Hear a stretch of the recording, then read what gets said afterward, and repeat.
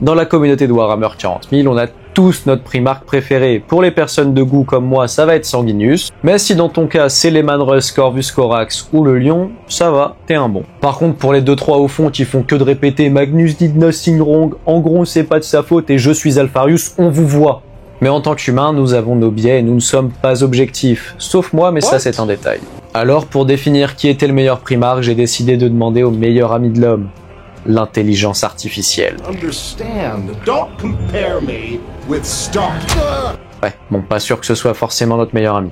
Mais on ne va pas simplement lui demander un classement basique, on va lui demander 5 classements sur 5 critères différents, et à la fin on va faire la moyenne afin de savoir qui est le meilleur Primarque. Et on se basera sur les 5 critères suivants. Les capacités martiales, c'est-à-dire en pur 1v1 sans pouvoir ni intervention extérieure qui l'emporterait. Ensuite, nous avons la stratégie, qui est le plus grand stratège parmi les Primarques. En troisième, nous avons qui est le plus charismatique des Primarques. En quatrième, qui est le meilleur Primarque pour sa légion, qui est le meilleur père et le meilleur meneur d'hommes. Et pour finir, le petit bonus, qui est le plus beau des Primarques. Et non, je nie tout en bloc sur toutes les accusations me visant pour dire que le dernier critère est pour donner une victoire facile à Sanguinius. Aucun rapport.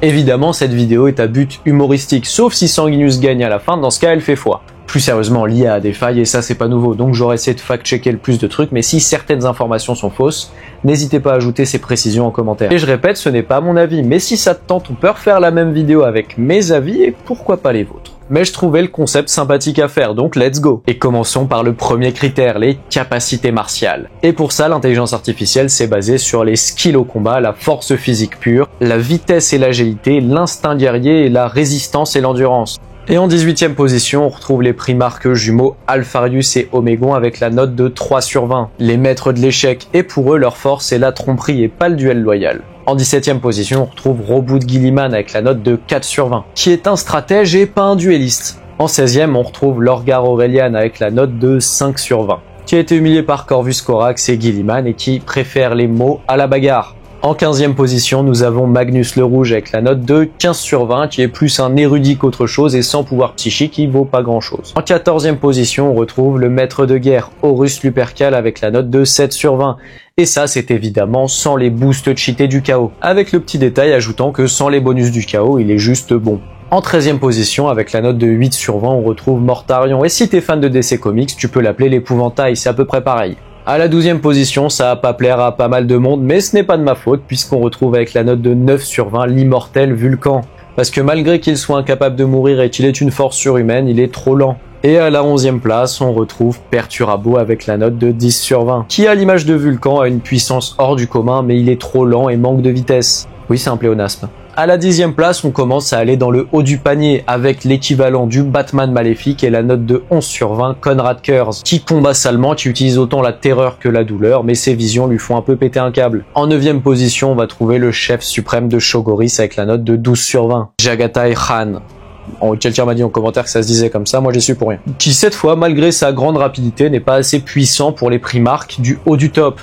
En 8e position, avec la note de 13/20, on va retrouver le Prétorien de Terra, qui est très bon en combat, mais manque tout de même d'agressivité. En 7e, avec la note de 14/20, on va retrouver le Primarque de l'Ombre, Corvus Corax. C'est extrêmement puissant, mais qui sera moins fort en duel prolongé. Là, ça commence à être plus sérieux, parce qu'en 6e place, avec la note de 15/20, on retrouve le bourreau de l'Empereur, Leman Russ, qui est tout simplement un guerrier né surpuissant. Voilà. En 5e, avec la note de 16/20, on va retrouver le Guts de Warhammer, Ferrus Manus, qui a véritablement une force de titan, mais qui manque peut-être de subtilité. Et allant de pair, parce qu'à la 4e place, avec la note de 17/20, on va retrouver le Griffith de Warhammer, Fulgrim, qui est un duelliste hors pair et un combattant exceptionnel, mais qui parfois peut sous-estimer un peu trop ses adversaires. Et c'est là que tu te rends compte que l'intelligence artificielle n'est pas très maligne, parce qu'à la 3e place seulement, on retrouve Sanguinius avec la note de 18/20. Et ça, pour moi, je vais même pas détailler parce qu'il aurait dû être premier. Est-ce que je suis biaisé? Peut-être un peu, mais ça c'est un détail. À la 2e place, avec la note quasi parfaite de 19/20, on va retrouver le duelliste parfait, Lionel Johnson.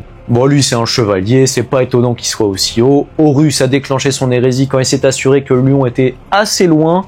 Donc ouais, le bonhomme est quand même balèze. Et en première place, on va retrouver le seul Primarque qui est né véritablement uniquement pour le combat, le berserker ultime Angron. Avec sa jeunesse de gladiateur et la forme de démon qu'il obtient, c'est pas surprenant qu'il soit premier. Même s'il s'est fait pull-up par Sanguinius, je dis ça, je dis rien. Maintenant qu'on a notre top 3 pour les capacités martiales, passons à un autre critère. Et c'est un critère particulièrement important au combat, la stratégie. Donc il est temps de voir qui sera le plus grand stratège parmi les fils de l'empereur. En 18e position, je suis persuadé qu'il y en a plein qui seront pas contents, mais avec la note de 3 sur 20, on va encore retrouver les primarques jumeaux Alpharius et Omégon. L'argument étant que leurs plans sont généralement bien trop complexes pour fonctionner. Mais ce que je trouve quand même très drôle, c'est qu'en 17e position, avec la note de 4 sur 20, on retrouve notre ancien top 1, qui j'avoue aurait mérité d'être plus bas. L'ange rouge, Angron. Bah ouais, y a pas de stratégie avec lui, c'est juste battez-vous, mais c'est quand même plus haut que Alpharius et Omégon, ça me régale un peu. À la 16e place, avec la note de 5 sur 20, on va retrouver Lorgar Aurelian, qui n'est pas considéré comme un véritable primarque, mais par contre un excellent stratège religieux, et ça... ouais, je suis d'accord. À la 15e place, avec la note de 6 sur 20, l'argument me régale parce qu'on retrouve Magnus le Rouge, qui est un génie théorique, mais un échec dans la pratique. Et c'est... je trouve ça trop drôle. Est-ce que c'est vrai? J'avoue, ça me fait juste rire là. À la 14e place, avec la note de 7 sur 20, on va retrouver Konrad Kurz, qui est brillant dans la stratégie pour utiliser la peur avant la bataille afin d'affaiblir ses ennemis, mais sur le long terme, il n'est pas assez bon. À la 13e place, avec la note de 8 sur 20, on va retrouver l'épouvantail, parce que oui, ces techniques sont bien trop répétitives au combat. À la 12e place, avec la note de 9 sur 20, on va retrouver Vulcan. Et ouais, il y en a plein qui seront pas contents, mais il a beaucoup trop de compassion et il manque de cruauté pour que ses stratégies soient véritablement efficaces. À la 11e place, avec la note qui touche pile la moyenne, on va retrouver Lehman Russ. Bah ouais, il a jamais été connu pour être un grand stratège, c'est surtout un guerrier particulièrement brutal. Et à la 10e place, le premier qui dépasse cette fois-ci la moyenne, avec la note de 11 sur 20, on va retrouver le Phénicien, qui est considéré comme beaucoup trop imprévisible après sa chute. À la 9e place, avec la note de 12 sur 20, on va retrouver un primar qui vise tout sur les assauts frontales, Ferrus Manus. À la 8e place, avec la note de 13 sur 20, je suis un peu vexé, mais on va retrouver Sanguinius, qui malgré son leadership des plus inspirants est bien trop noble pour utiliser des tactiques Salas véritablement efficaces. En 7e, avec la note de 14 sur 20, on va retrouver Jagatai Khan, dont les stratégies sont très efficaces, mais parfois beaucoup trop risquées. En 6e place, avec l'excellente note de 15 sur 20, on va retrouver Corvus Corax, qui est un maître des embuscades, mais pour les dires totales, c'est un peu plus compliqué. En 5e place, avec la note de 16 sur 20, on va retrouver un primarque dont la position me surprend un peu, parce que Horus le considérait comme le plus grand primarque de la Grande Croisade, et c'est Perturabo, dont la faiblesse serait qu'il gaspille ses troupes par orgueil. En 4e place, avec l'excellente note de 17 sur 20, on va retrouver le top 2 du critère précédent, Lionel Johnson, dont les stratégies imprévisibles sont particulièrement efficace, mais malheureusement il ne partage pas suffisamment ses plans. Et en 3e place, on retrouve le maître de guerre Horus avec la note de 18 sur 20, qui a réussi tout de même à rallier 9 légions à sa cause. Et malheureusement, il sous-estime parfois ses adversaires. En 2e position, avec la note quasi parfaite de 19 sur 20, on va retrouver l'homme qui a protégé Terra, Rogaldorn. En ce qui concerne la défense, il n'y a personne qui est meilleur que lui, mais en ce qui concerne la stratégie, il y a un seul homme qui est considéré comme meilleur que lui, et c'est Robud Guilliman, avec la première place et la note parfaite de 20 sur 20. Est-ce que j'ai vraiment besoin de le justifier? Tu regardes l'Imperium Secundus, tu regardes l'Imperium Nihilius, le Codex Tastartes, il a tout fait le bonhomme, il est trop fort.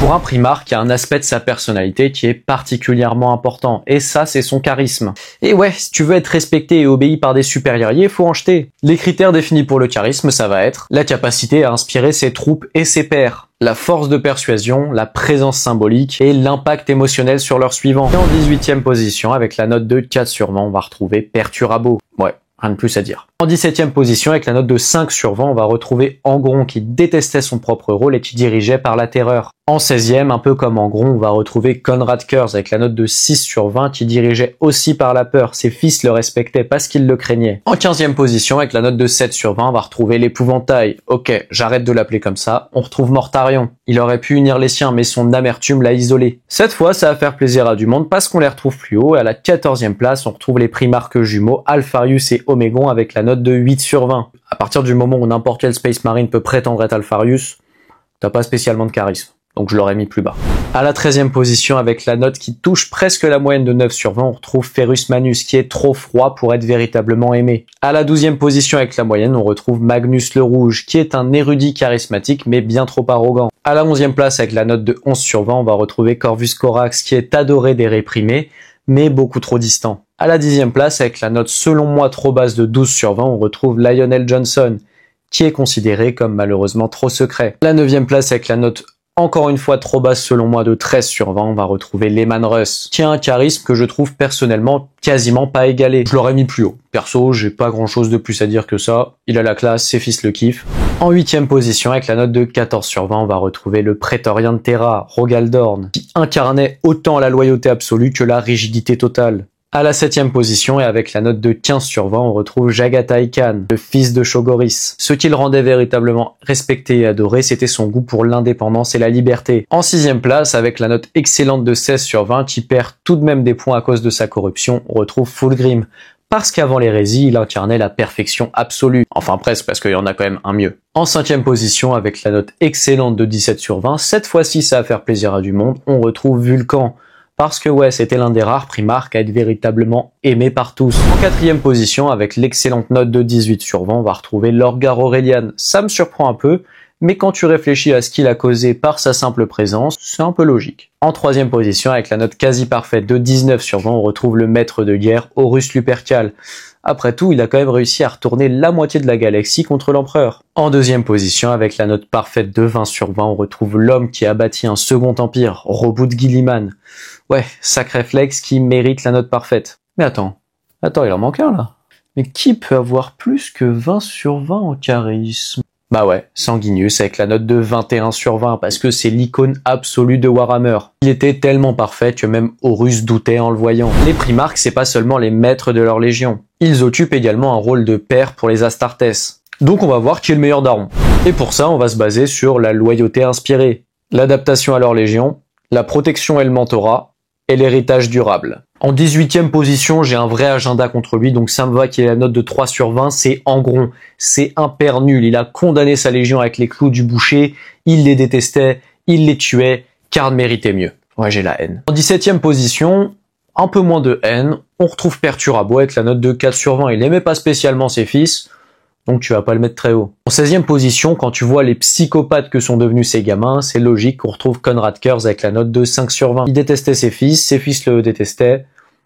Échange de bons procédés, on va dire. En 15e, avec la note de 6 sur 20, on va retrouver Mortarion. Mortarion, j'arrête de dire l'épouvantail, Mortarion. Il se ressemble un peu quand même. Il traitait ses fils comme des outils, ils étaient fidèles à lui. Bon, si ça convenait à tout le monde, tant mieux. Hein. En 14e position, avec la note de 7 sur 20, ça m'aurait fait plaisir de les voir plus bas, mais on retrouve les primarques jumeaux Alpharius et Omégon. J'avoue, je les connais pas de ouf, j'ai pas grand chose à dire. En 13e position, avec la note de 8 sur 20, on retrouve Lorgar Aurelian. Dans un sens, il aimait ses fils, mais il était quand même bizarre. Il adorait Ergeltal, mais par exemple pour Erebus, il l'a directement balancé à Karn. Attention, il a eu raison de le balancer, je déteste autant Erebus que toi. Mais, bon, ton père est censé te couvrir quand tu fais une bêtise. Après, il a tué un autre de ses fils, donc ça se comprend un peu mieux. En 12e position, avec la note de 9 sur 20, on retrouve Fulgrim, qui adorait ses fils à partir du moment où ils étaient parfaits. Donc pas tout le temps. Et quand tu dis l'un, t'es obligé de dire l'autre, parce qu'à la 11e place, avec la note de 10 sur 20, on retrouve Ferrus Manus, qui était certes un père exigeant, mais respecté. À la 10e place, avec la note de 11 sur 20, on va retrouver Lionel Johnson, qui était un père respectable, mais trop distant et trop secret. En 9e place, avec la note de 12 sur 20, on va retrouver Magnus le Rouge, qui sur le papier était un bon père qui aimait ses fils, mais il les a mis dans la merde. À la 8e position, avec la note de 13 sur 20, on retrouve Corvus Corax, qui malgré qu'il aimait ses fils, il les a abandonnés. Parce qu'il est parti dans le Loire pour aller traquer l'autre gars pas cool. En 7e position, avec la note de 14 sur 20, on va retrouver un primarque qui aurait encore une fois mérité d'être plus haut selon moi, Lehman Russ. Il avait véritablement une relation père-fils avec ses fils. Encore un pléonasme, j'en fais tout le temps. Donc à mon sens, au vu de cette relation, il aurait mérité d'être plus haut. Mais comme je te l'ai déjà dit, c'est pas moi qui fais le classement. À la 6e place, avec la note de 15 sur 20, on retrouve Jagatai Khan. Il avait une véritable relation avec ses Astartes, comme le monde celle qu'il avait avec Kinsa qui pouvait le remettre en question. Et il leur a donné une véritable identité au-delà de la guerre. À la 5e place, avec la note de 16 sur 20, on retrouve Rogal Dorn, le Praetorien de Terra, qui était dur et strict envers ses fils, mais pourtant il pleure toujours sa disparition, ce qui traduit une relation véritablement unique. Enfin, pas unique, mais elle était belle la relation. À la 4e place, avec la note de 17 sur 20, on retrouve Robut Guilliman, qui a organisé sa légion comme une famille structurée. En 3e place, avec la note de 18 sur 20, on retrouve le plus humain des primarques, Vulcan. Si tu connais Vulcan, t'as pas vraiment besoin de justification. Et en 2e place, qui d'autre que le GOAT? Comment ça en 2e place? Non, il aurait mérité d'être premier, qu'est-ce que... Non? Bon, en 2e place, Sanguinius. Je comprends pas pourquoi il est premier, mais en fait, quand tu vois la justification d'après, je peux comprendre. Pas d'accord, mais je peux comprendre. Et en premier, on retrouve Horus Lupercal avec la note parfaite de 20 sur 20. C'est bien précisé que c'est avant sa chute. Mais quand tu réfléchis que ses fils ont quand même accepté à trahir l'empereur pour lui rester fidèle, tu te dis que ouais, ça devait être un bon daron quand même. Et le dernier critère, le plus important, je te rappelle, qui n'est pas du tout pour donner des points faciles à Sanguinius, la beauté. On va pas prendre autant de temps que pour les critères d'avant, on s'en fiche un peu en soi, je vais juste te dire les classements et les notes, te montrer leur gueule et tu vas dire ils sont pas beaux ou ils sont très beaux. En 18e position, Mortarion avec 4 sur 20. En 17e, Perturabo avec 5 sur 20. En 16e, Angron avec 6 sur 20, il progresse un peu. En 15e, Konrad Kurz avec 7 sur 20. Pour un mec qui se fait appeler Batman, il est pas très beau. En 14e, Ferrus Manus avec 8 sur 20. En 13e, Rogaldorn avec 9 sur 20. En 12e, Lehman Russ avec 10 sur 20. Pour un mec qui ressemble à Thor, c'est relativement bas quand même. En 11e, avec 11 sur 20, Corvus Corax. En 10e, Lionel Johnson avec 12 sur 20. Tu le regardes, tu comprends qu'il a une bonne note. D'ailleurs, 12 pour ça, c'est pas beaucoup. En 9e, je sais pas ce qu'ils foutent là, mais Alpharius et Omégon avec 13 sur 20. En 8e, Vulcan avec 14. En 7e, Robot de Gilliman avec 15. En 6e, avec la note de 16 sur 20, Lorgar Aurelian, je commence à me dire que l'intelligence artificielle est complètement hérétique. En 5e, Jagatai Khan avec 17 sur 20. Ça peut s'entendre. En 4e, Magnus le Rouge avec 18 sur 20. Bon, c'est bon, moi j'appelle l'Inquisition. En 3e, avec 19 sur 20, Fulgrim. Il aurait détesté ce classement qu'il soit que 3e. Et en premier, évidemment, on retrouve Sanguinius. Comment ça, Horus, Comment ça, Sanguinius est 2e et Horus est 1er? Bah non. Je rajoute un critère pour donner des points faciles à Sanguinius et tu vas me dire qu'il est même pas 1er. Sanguinius 2e avec 20 sur 20 et Horus 1er avec 21. Je pense vraiment que l'intelligence artificielle est complètement hérétique. Bon, je suis pas très content pour le dernier critère, mais au moins on a toutes nos notes pour tous les critères et maintenant on va pouvoir faire le classement final afin de savoir qui est le meilleur Primarque. Et ça de façon objective. C'est le conseil de classe, c'est la fin d'année, maintenant il est l'heure des moyennes générales. Et en 16e, le pire Primarque, le moins bon, le moins intéressant, le moins stylé, Mortarion avec la note de 6,6. Attrapez pas ma veste, c'est pas moi. En 15e, l'avant-dernier moins bon Primarque, ou plutôt les avant-derniers moins bons Primarques, les Primarques jumeaux Alpharius et Omégon avec la moyenne de 6,8. En 14e, c'est Konrad Kurz avec la moyenne de 7,2. En 13e, on aura pourtant le gagnant du premier critère, Angron, avec la moyenne de 7,6. En 12e, ce sera Perturabo avec 7,8. En 11e à égalité, ce sera Magnus le Rouge et Lorgar Aurelian, avec la moyenne de 10,4. En 10e, ce sera Ferrus Manus avec la moyenne de 11. En 9e, Lehman Russ avec 12,4. En 8e, on va retrouver le Primarque Corvus Corax, avec la moyenne de 12,8. En 7e, on va retrouver le plus humain des Primarques, Vulcan avec la moyenne de 13,4. En 6e, on va retrouver une nouvelle égalité entre deux loyalistes puisque c'est Rogaldorn et Lionel Johnson, avec la moyenne de 14,2. En 5e, avec 14,4, on va retrouver Fulgrim le Phénicien. En 4e, ce sera Jagatai Khan avec la note de 14,6. Et attaquons maintenant le top 3 pour savoir qui est le meilleur Primarque. La dernière marche du podium en 3e position, avec l'excellente moyenne de 15,2, on va retrouver Robot de Gilliman. De le voir aussi haut, je pense que ça va déplaire à beaucoup de monde. Je sais qu'il n'est pas unanimement adoré. Et encore une fois, ce n'est pas de ma faute. Est-ce que je l'aurais mis aussi haut? Peut-être, mais ce n'est pas de ma faute. Et il ne reste que deux noms, Horus et le GOAT, Sanguinius. Roulement de tambour s'il vous plaît, le meilleur Primarque, avec la moyenne parfaite, presque, de 18,2, Sanguinius des Blood Angels. Oui, on peut le dire, je suis content. Oui, je fais une vidéo classement pour retrouver mon chouchou numéro 1, il est premier, oui, je suis content. Est-ce qu'il m'en faut plus? Pas forcément. Moi, c'est bon. Moi, c'est bon, je suis content. Et on retrouve Horus à la 2e place avec 17, du coup. Voilà. Maintenant, bon, on sait qui est le meilleur Primarque. Attrape ma veste. Ce n'est pas moi. C'est l'intelligence artificielle.